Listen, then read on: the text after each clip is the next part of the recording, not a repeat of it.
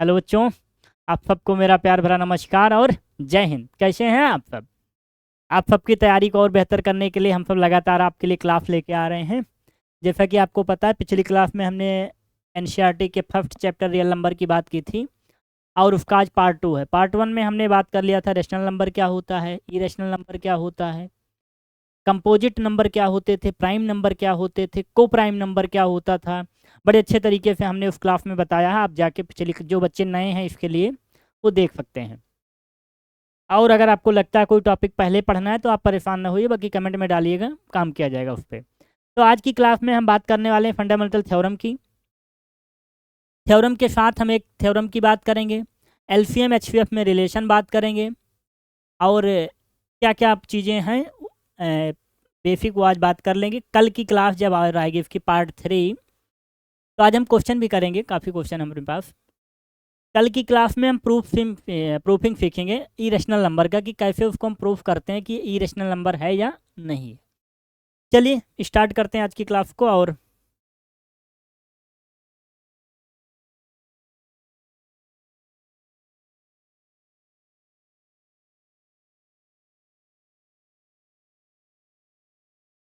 एक मिनट, इधर ही दिखा के हो ना क्या सर? ठीक है।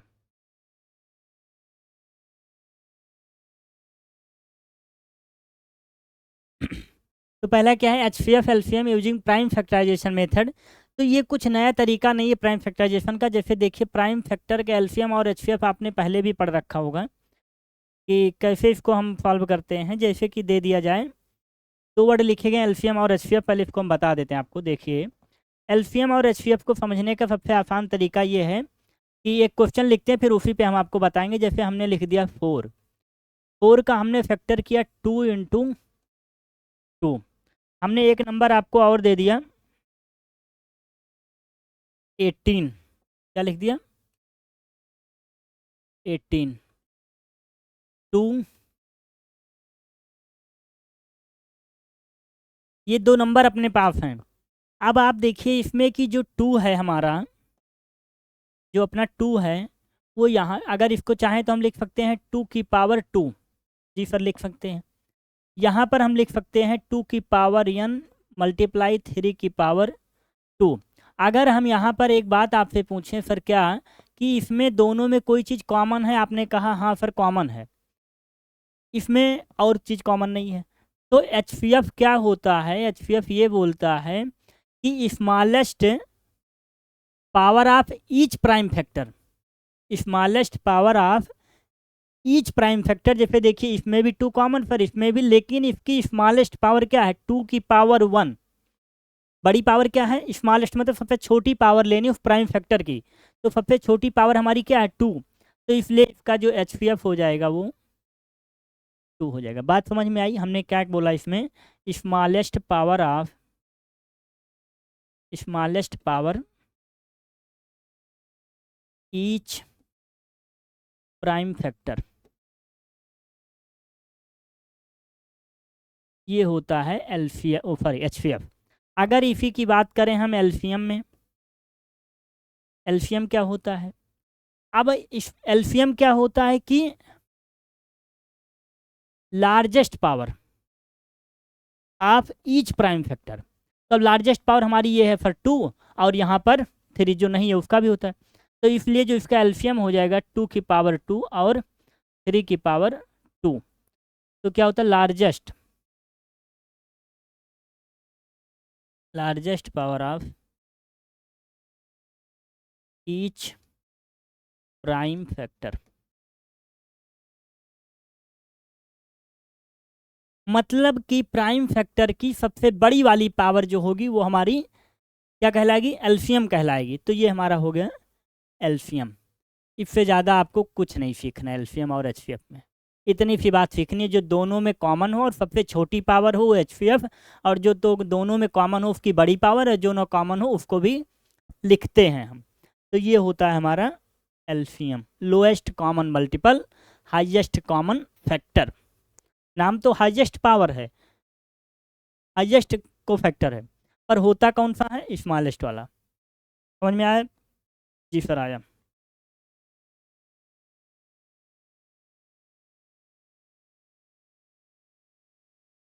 ठीक है, आगे चलते हैं।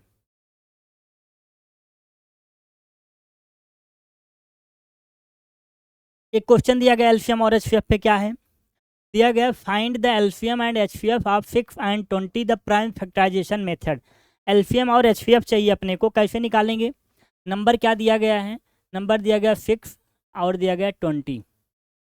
तो 6 को हम लोग लिख सकते हैं 2 इंटू 3, 20 को लिख सकते हैं 2 इंटू 2 इंटू 5।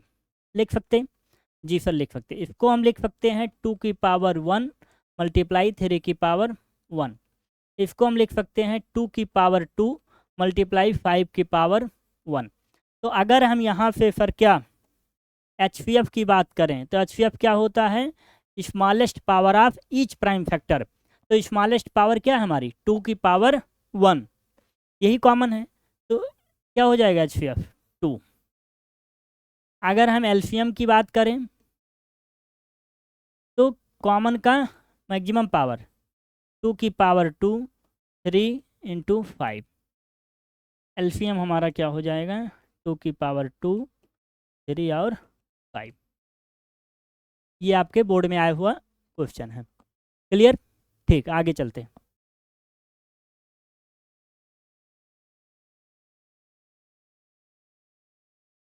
अगला क्वेश्चन दिया गया, find the HCF of 96 and 404 by the prime factorisation method and find their LCM.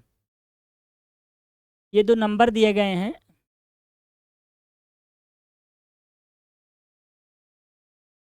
तो इनका क्या चाहिए हमको? एलसीएम चाहिए। और एचसीएफ को क्वेश्चन में कम लिखा है क्या?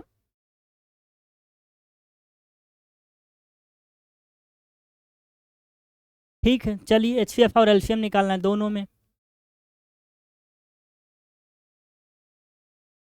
96 लिखा है। 96 को चाहो तो आप पहले ऐसे बना सकते हो, 2 4 जा 8, 2 8 जा 16, 2 24, 2 12, 2 6, 2 3। बना लिया आपने? जी सर बना लिया। और 3, तो आप देख रहे हैं इसकी मैक्सिमम पावर क्या हो गई? 2 2 की पावर, तो हम लिख सकते हैं 96 इज इक्वल टू 2 की पावर 5 मल्टीप्लाई 3 की पावर 1। अगर हम 404 की बात करें तो इधर कर लेते हैं थोड़ा सा। 404 इसको लिख सकते हो 2 2 जा 4, 0 2 2 जा 4, 2 1 जा 2, 2 1 जा 2। हम इसको लिख सकते हैं 404 को 2 की पावर 2 एंड 101। कर लिया? जी सर कर लिया। अगर अब हम यहाँ से एचसीएफ की बात करें तो एचसीएफ क्या हो जाएगा हमारा? एचसीएफ क्या होता है? कॉमन का स्मॉलेस्ट पावर। तो 2 का स्मॉलेस्ट पावर हो जाएगा, मतलब 2 की पावर 2 मतलब 4, उसका क्या हो जाएगा? एचसीएफ। अगर एलसीएम की बात करेंगे तो क्या हो जाएगा? जो मैक्सिमम पावर 2 की पावर 5 मल्टीप्लाई 3 मल्टीप्लाई 101, ये हमारा क्या हो जाएगा? एलसीएम हो जाएगा। इसका काउंट कर लेंगे, आपका क्वेश्चन हो गया। आगे चलते हैं। Relation of HCF and LCM, ये कल बात कर चुके हैं ये टॉपिक पे हम, आप पिछली क्लास देख लीजिएगा। जो रिलेशन बच गया था एचसीएफ और एलसीएम का, तो ये एकदम लॉजिकल है। आप देखिए अभी तुरंत आपको समझ में आएगा। इसका ये मतलब होता है, इनका रिलेशन ये है कि अगर एलसीएम और एचसीएफ का अगर मल्टीप्लाई किया जाए तो वो जो है दी हुई नंबर के मल्टी प्रोडक्ट के इक्वल होता है। मतलब अगर कोई नंबर ए एंड बी दिया गया है तो उसका जो है एलसीएम और एचसीएफ दोनों के इक्वल होगा। बताइए फिर कैसे? अभी हमने पहले एक क्वेश्चन लिया था 4 और 8 18, हमने निकाला था 4 का जो एचसीएफ इन दोनों का था वो क्या था? यहाँ है क्वेश्चन, देख लीजिए।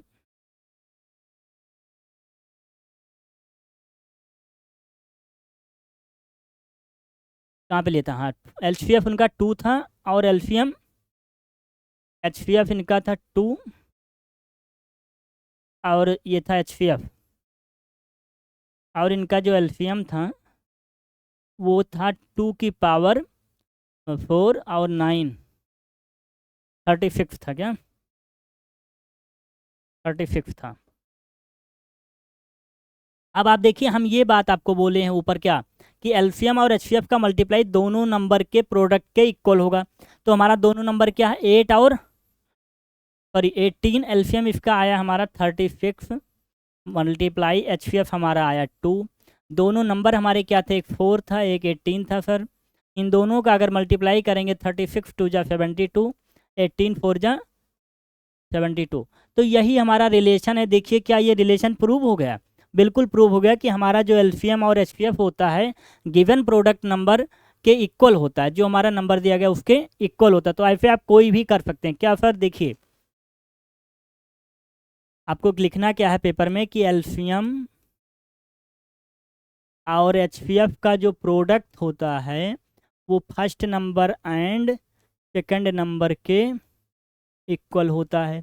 इससे कई क्वेश्चन आते हैं, जैसे अब ये दिया होगा, कभी आपको एलसीएम दिया होगा तो यहाँ से लिख सकते हैं LCM is equal to A and B upon में HCF। कभी कभी आपको क्या होगा, HCF गिवन होगा, HCF is equal to A into B upon में एलसीएम। तो ये सब हमारे क्या हैं, ये हैं रियल नंबर के कुछ कॉन्सेप्चुअल चीज़ें जो आपको समझनी है। इस पे पेपर में क्वेश्चन आया, एक हम लोग भी करते हैं तुरंत। क्लियर हुआ? देखिए क्या दिया गया है, दिया गया है गिवन दैट HCF इतना इतना इज 9, इन दोनों नंबर का HCF इतना है और एलसीएम क्या है। अभी अभी आपको एक फार्मूला बताया क्या सर, कि एलसीएम निकालना है, एलसीएम इज इक्वल टू क्या हो जाएगा, first number and second number upon में HCF। तो अपने का पास फर्स्ट नंबर क्या है सर, 306 मल्टीप्लाई 657 अपॉन में 9,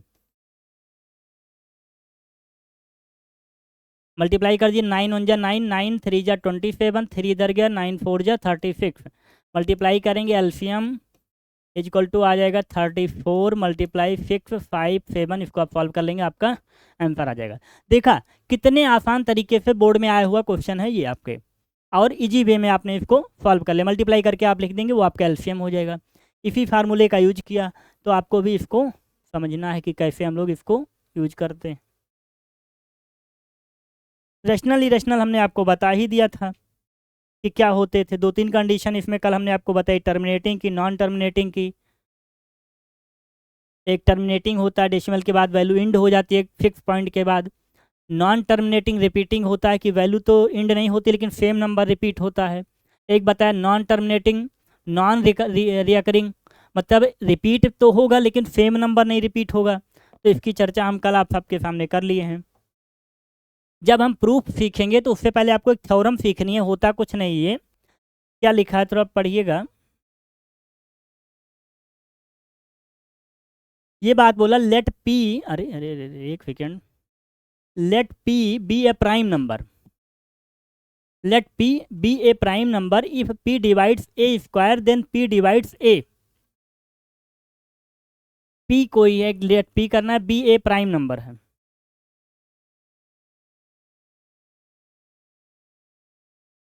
तो ये नॉर्मल सी डिफिनीशन है, इसको अगर हम समझने की कोशिश करें तो ये बोल रहा है कि अगर हमारा कोई a है, a स्क्वायर, अगर वो p से डिवाइड है तो a p से डिवाइड होगा। तो सही बात है भाई, जैसे हमने ले लिया p की वैल्यू ले लिया 6 और a की वैल्यू ले लिया, एक मिनट, p की वैल्यू ले लिया 2 और a की वैल्यू ले लिया 6। तो बोला a स्क्वायर मतलब 36 अपॉन 2 मतलब 18। तो अगर ये डिवाइड हो रहा है तो p a को भी तो डिवाइड करेगा, 3 आएगा। बस यही आपकी डेफिनेशन लिखी गई थी कि p अगर a square divide by p then divide a by p, ऐसा हो सकता है।